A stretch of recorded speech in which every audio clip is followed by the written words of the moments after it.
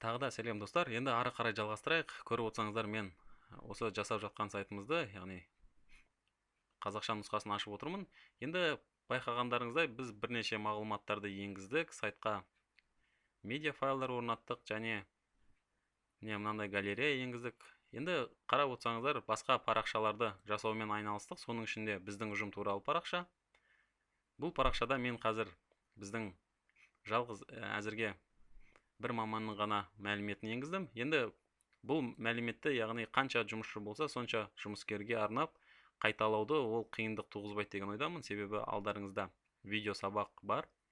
Енді қызметтер парақшасы немесе басқа да парақшаларды мен қазір толтырмаймын, себебі басты беттің өзінде біз бірнеше мәселені қарастырдық, яғни сурет қою және мынандай белгішелер қою. Сосын айналысатын қызметтер, оларды осылай қатарлап орналастыру, бір қатарда 4 бағана жасау, видео орналастыру, кәдімгі мәтіндерді енгізу, және мынандай, яғни түймелер, басқа бетке ауысуға рұқсат беретін түймелер, сондай-ақ сертификат жасау, яғни бір парақтың өзінде біз WordPress-те жұмыс жасауға мүмкіндік беретін бірнеше плагиндермен, виджеттермен таныстық. Енді баға, басқа бөлімдерді қарастырмаймыз парақшаны, бірақ мен енді мүмкін болашақта қарастыруымыз мүмкін әрине. Бірақ мен қазір хабарлама және байланыс парақшаларына енді кезекті беремін деп ойлаймын. Соның ішінде бізді қызықтыратыны байланыс парақшасы. Енді мен байланыс парақшасын жұмыс жасауға кірсем. Яғни біздің сайттың орысша нұсқасында қарасаңыздар, контакты парақшасында бетінде міне контакты, яғни осы компанияның мекен жайы, телефоны және мына төмен жағында қарап отырсаңыздар, кейбір қолданушылар, яғни өздерінің сұрақтарын немесе пікірлерін, яғни мүмкін ұсыныстарын осы компанияның мекен жайына жібере алады. Сондай мәліметтерде енгізілген, яғни бұл жерде жіберушінің аты жөні, мысалы адресі және оны жіберу. Қарап отырсаңыздар, мына жерде басса, міне көрсетілген барлық терезелерді толтырыңыз деген сияқты жазулар шығады, себебі мына жерде міндетті түрде қажетті терезелер толтырылмады.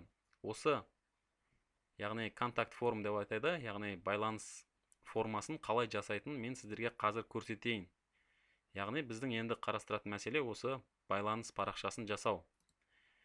Байланыс парақшасын жасау кезінде біз енді тағы да комментті жоямыз, мына бетті жоямыз. Мен оны тез қазір істейін, яғни парақшалар бетін ашамын.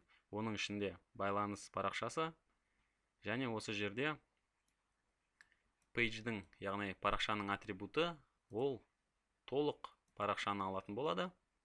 Және біз тайтлды, яғни мүмкін әзірге алып тастаймыз, және апдейт нүктесін басайын, және парақшаларда тағы бір ашамын. Байланыс, кешіріңіздер, тағы өтіп кеттім, яғни артқа. Quick edit, яғни тез edit жасаймыз, және комментті жоямыз. Апдейт нүктесін тағы бір басайын. Сосын біздің нәтижені көрейік. Яғни қарап отырсаңыздар, байланыс парақшасында міне ешқандай қазір бізде мағлұмат жоқ. Енді онда біз мағлұматтарды енгізуді бастаймыз. Енді менің жоспарлап отырғаным бұл жерде мысалы мынандай жоспар, яғни байланыс парақшасында қазір мен visual тексті, яғни көріп отырған мәтінді енгізіп, соны көретін емес, мен яғни бұл жерге тағы да біздің Page Builder плагины, яғни осы Page Builder'ды қолданамын, және осының көмегімен мен осында бірінші, ең алғаш рет 3 қатардан тұратын, яғни бір қатар 3 бағанадан тұратын бөлшек қосамын. Бұны неге десеңіздер, қазір мен көрсетейін. Мысалы, мына жерге телефонды жазуымыз мүмкін, мында біздің мекен жай және интернеттегі мүмкін адресті көрермендерге, яғни тұтынушыларға ұсынамыз. Сол үшін insert нүктесін басайын, яғни енгізу, міне енгізілді. Енді осы жерге мен қазір виджетті қосамын, бір виджетті қосамын. Оның ішінде біздің қолданатын виджетіміз ол Visual Editor деп аталынады, яғни біз қазір осы алынған қатарға виджет қосып отырық, оның ішінде Visual Editor, яғни көріп отырған видео, көріп отырған эдитор десек болады. Енді осы біреуін өзгертіп бастайын және оны ары қарай түсінеді деген ойдамын. Яғни мына жерде қарасаңыздар, біз мұнда мысалы қалай бастаймыз? Орыс тілдегі нұсқасына қарайық, яғни мекен жайдан бастаған екен, онда жарайды. Біздің мекен жайды жазайық бірінші. Мекен жай. Енді қазақша, орысша мынау клавиатурада теру маған қазір кішкене уақыт қажет етіп жатыр. Мысалы мекен жай бізде мекен жай, одан соң тағы не болуы мүмкін? Мысалы адрес, мекен жай, телефон. Қазір осы мәліметтерді енгізейік. Мекен жайды жазайық, яғни Алматы қаласы, Республика Қазақстан.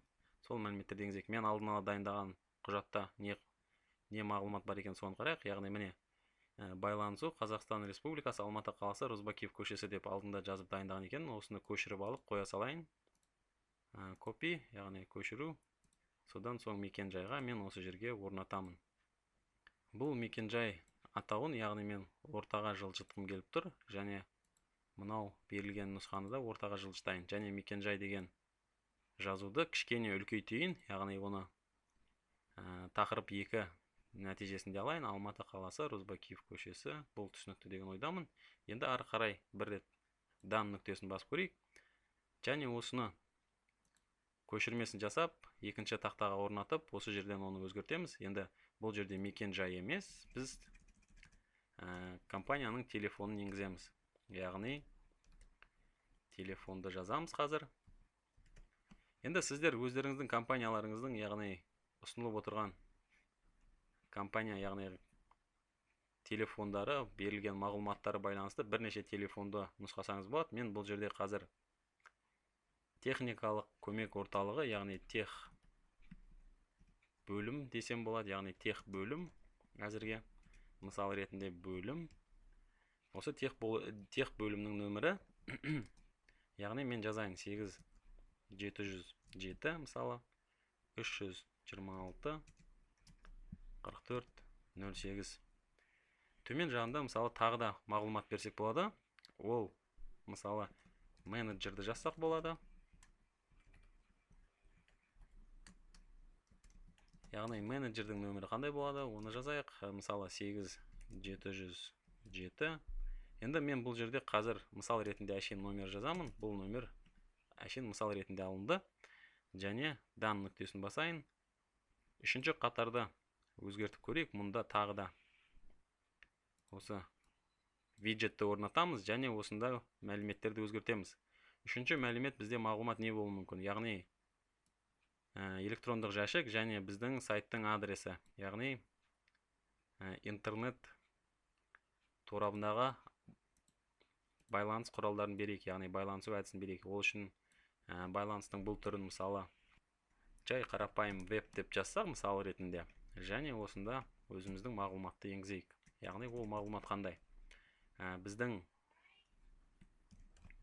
компанияның имейл адресі, ол бізде olIT-almaty кешіріңіздер, қазір офис. Яғни енгізіп отырғанымыз ол осы біздің веб парақшадағы өзіміздің, яғни интернет әлеміндегі ақпаратымыз office olIT-almaty.kz деп жазайын.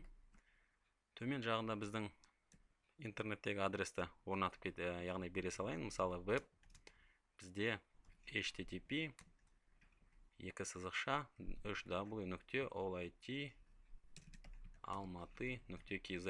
Бұл біздің сайттың мекен жайы. Енді мен дан нүктесін тағы басып, яғни ОК нүктесін басқандай болам. Яғни сосын жаңарту нүктесін басамын. Және біздің нәтиже қандай болды, соны көрейін. Міне қарап тұрсаңыздар, біздің байланыс парақшасында мысалы басты бетке ауысайын, одан соң байланыс парақшасын ашайын. Мекен жай, яғни сіздерде енді толық мағлұмат бергіңіз келсе, яғни Қазақстан Республикасы, Алматы қаласы және төменгі жағында көшенің қиылысы, тағы сондай мәліметтерді осы жерде жазасыз. Оның төменгі жағында телефон, яғни бізде тех бөлімнің телефонын ұсындым, менеджер дедім. Сосын біздің веб, яғни интернет әлеміндегі парақшамыз, осы мағлұматтарды бердім. Енді бұл бізге осы әзірге болады деген ойдамын. және де егерде мекен жай немесе басқа да мағлұматтарды үлкейткіңіз келсе, оны сіз тағы осы жерде өзгерту нүктесін басып өзгертесіз.